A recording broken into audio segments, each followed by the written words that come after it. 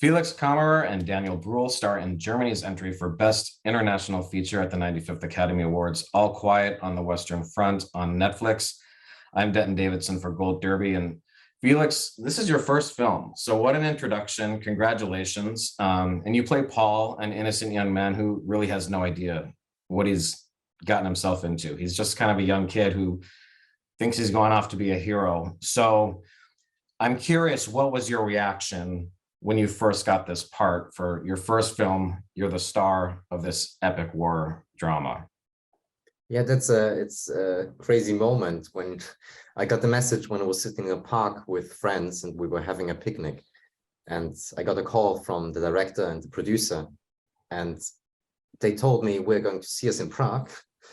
And then I was celebrating, but it takes you, I think, 4 seconds, and then you realize, oh God, now I have to really do that. And then the pressure builds up, and then you start preparing. But first of all, of course, it's just an unbelievable moment where you realize I now get the chance to do that. And you've done theater before, but this, as we said, was your first film on camera. So what sort of preparation did that take for you to understand Paul and sort of become that character? So I did a lot of physical preparation, obviously, for this very demanding task. But at the same time, I was looking at pictures, videos. I listened to audio files from that time that are quite rare, but you can find them, and some of them are not propaganda material.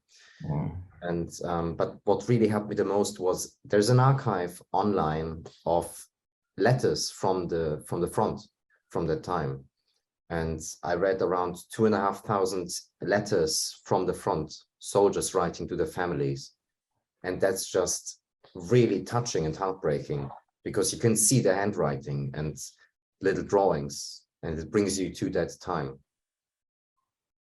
And Daniel, you're a very different character, Matthias Erzberger, and he's sort of one of the voices of reason on the political side. Seeing the ramifications of the war and these young men it's killing and hoping to urge leaders to bring it to an end. This is not your first film. You're quite the veteran, BAFTA nominee, very successful career. So what interested you in this particular role?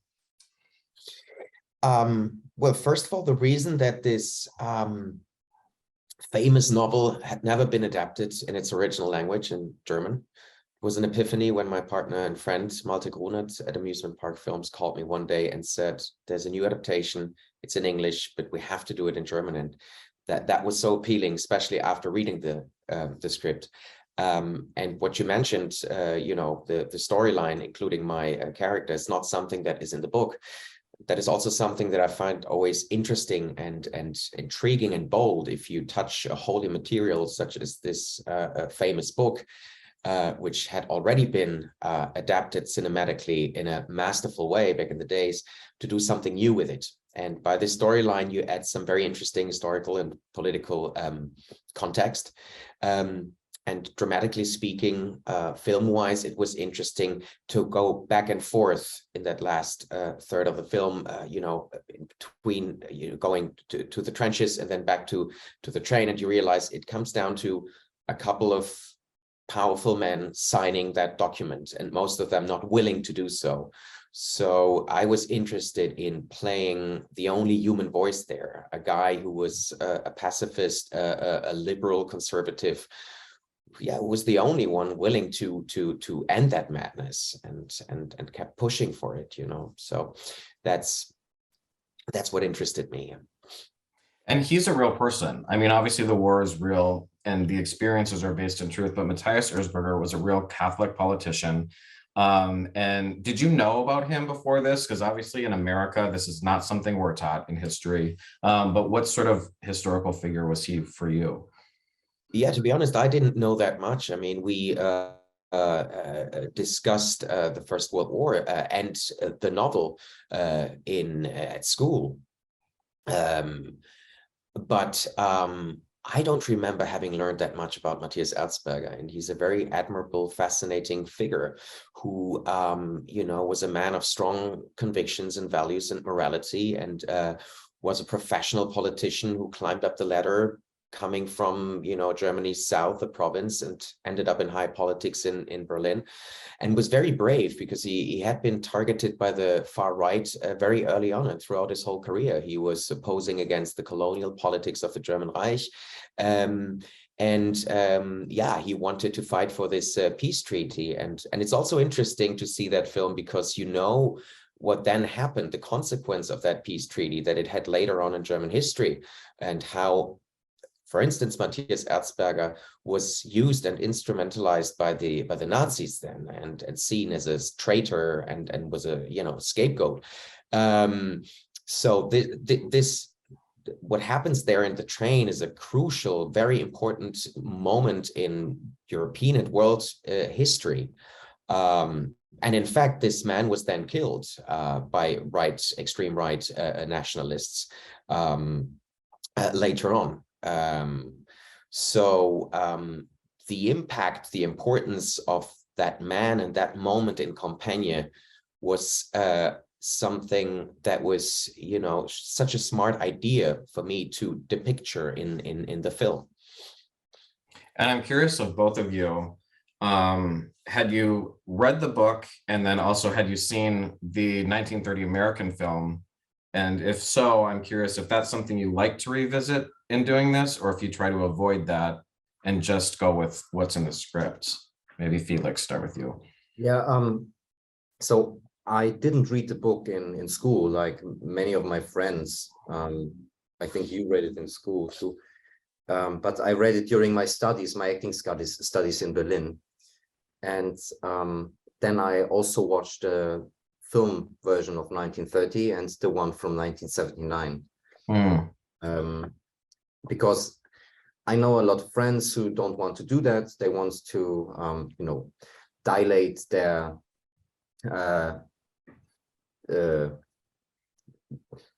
performance by watching that. But I really like it because I'm of the opinion that it really just improves what you're doing to me from my working. So you, Daniel.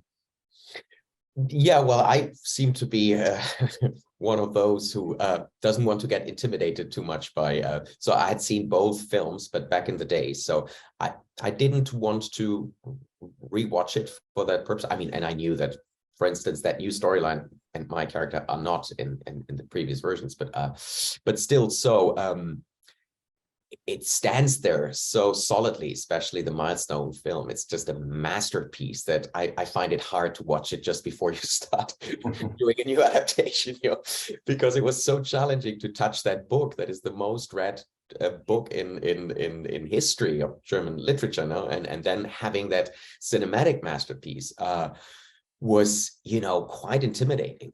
And I mean, my whole part in this was, I played this part and I was an executive producer, but actually the weight of that film was on this man's shoulder, on Edward Berger's shoulders. And we as a production company couldn't be prouder and happier to have found the finest director to direct this film. And also that the heavy weight was on my partner's shoulder, Malte Grunert, who's the producer.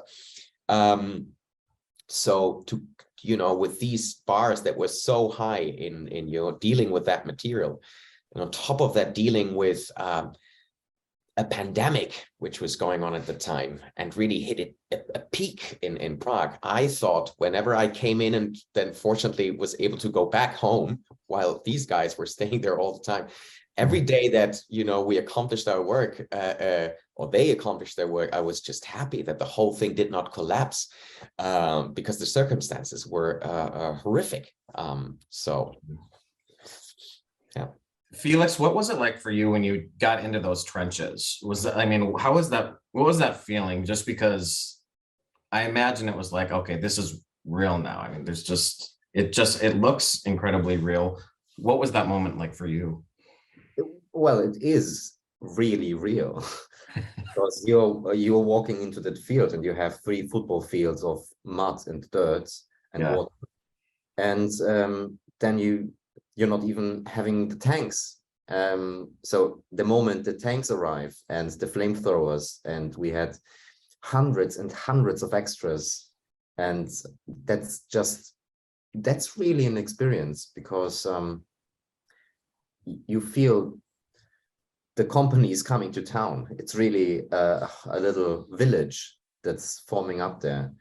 And you feel the pressure building up on you, because if you do a mistake, you have to reset all that for another take. And, you know, I better not stumble now. Which is hard because you're in the mud and you're covered in mud. I mean, how long did it take for them to just make your face up like that? Some days it was really easy, then it took only 20 minutes. They didn't just shove your face in the mud, though, right? Yeah, there were moments where, especially at the end, where we were just shooting little details. I was doing my own breakdown, you know, for the costume. So I just jumped into the mud. It was really easy, but at some days, especially with the mud in the face and the blood in the face, it took around 1.5 and 2 hours, which is not that long, but still it's not a full prosthetic makeup. Yeah.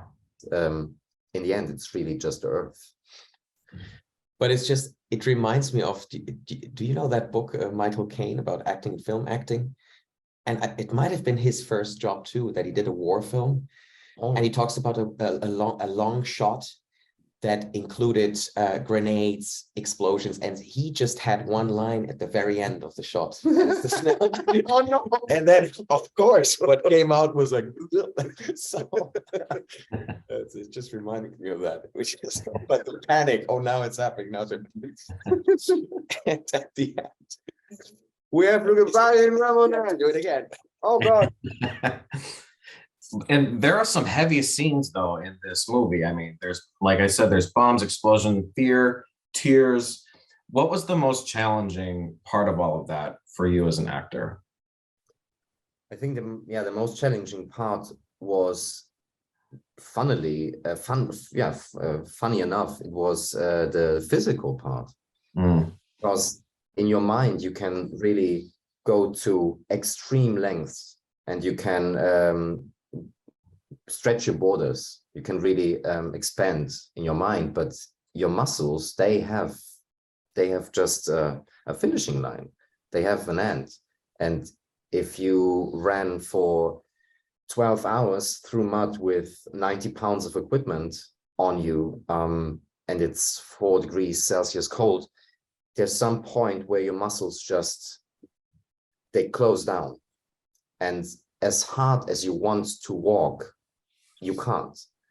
So that's something you can't change. And I think that was really a challenge to go further and further and do another take, and not just telling Edward, the director, I'm sorry, I want to do a step, but I can't. And Daniel, you go through a physical transformation. You're sort of almost unrecognizable as this character. Does that help you get into character when you look in the mirror and you're like, wow, okay, my body's different, my face is different. What does that do for you as an actor? Yeah, well, what I wanted in these scenes that were in such a strong contrast to the action on the battlefields and to these young men dying is a very contained and very focused atmosphere. It's almost also very claustrophobic, the way James Friend and Edward shot it. And what I wanted to get right with this part is, you know, that persistent humanist approach that he had, and that is for me reflected in his accent, where he comes from, because in contrast to the rigid, harsh Prussian militaries who have this almost, it sounds like metal, the way they talk. It's that very tough German that they talk. Up until now, you can hear it if you travel within Germany. You know, people would talk differently in Berlin, and they still have this this harshness in their accent. So, and that was for me difficult because my wife is from southern Germany, and it's a difficult accent to hit. And then I had my father-in-law, reading all these lines, and I always had my phone next to me.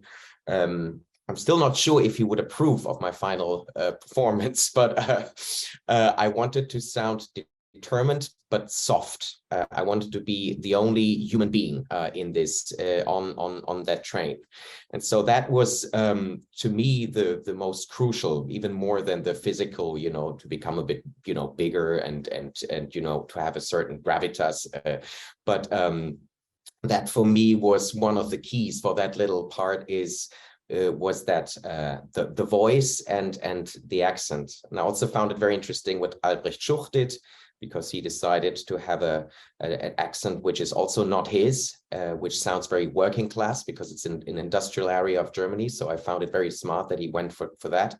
And I'm very impressed that this young gentleman is an Austrian. And normally it takes me a second to find out that someone is from Austria, but he is so good at getting rid of that accent that I at first thought, hold on, where you from? So he lost it completely for that part as well. So it's interesting. This is something that for us, it's the same with American movies, that we cannot sometimes fully appreciate the differences and nuances of different accents. But in this film, if you have a bit of knowledge of German, it's interesting to listen to, all these different accents. But I have to tell you, you really nailed that accent, because I was on set when I had a day off, and I went to set and watched the screens, and I listened to the scene over the radio, and I thought, who is this guy talking? And I did not recognize your voice. And then I saw the picture, and it looked to me like you were dubbed. Yeah, it was eerie by my father-in-law. Yeah, it was really eerie because it was so different from what you sound normally. It's thank you, man. Yeah, really great. Well, congratulations to both of you. Fantastic performance on both of your parts, and such a great movie. Everyone can see it now. It's on Netflix. If you haven't seen it already, I know so many people around the world have already seen it. Thanks to both of you for spending some time talking with Gold Derby today about your work on All Quiet on the Western Front. Thank you so much. Thank you.